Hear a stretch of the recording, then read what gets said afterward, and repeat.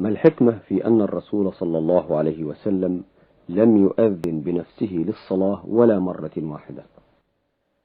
جاء في كتاب نور الأبصار الشبلنجي قال النيسابوري: الحكمة في كونه صلى الله عليه وسلم كان يؤم ولا يؤذن أنه لو أذن لكان من تخلف عن الإجابة كافرا.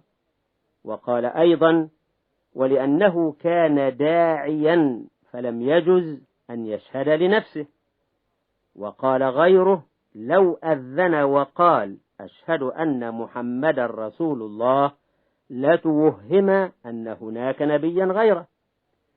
وقيل لأن الأذان رآه غيره في المنام فوكله إلى غيره.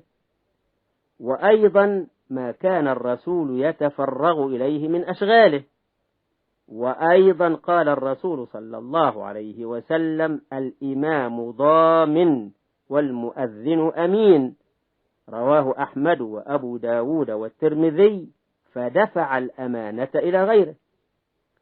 وقال الشيخ عز الدين ابن عبد السلام: إنما لم يؤذن لأنه كان إذا عمل عملا أثبته أي جعله دائما، وكان لا يتفرغ لذلك لاشتغاله بتبليغ الرسالة. وهذا كما قال عمر: لولا الخلافة لأذنت. وأما من قال إنه امتنع لئلا يعتقد أن الرسول غيره فخطأ، لأنه صلى الله عليه وسلم كان يقول في خطبته: وأشهد أن محمد رسول الله.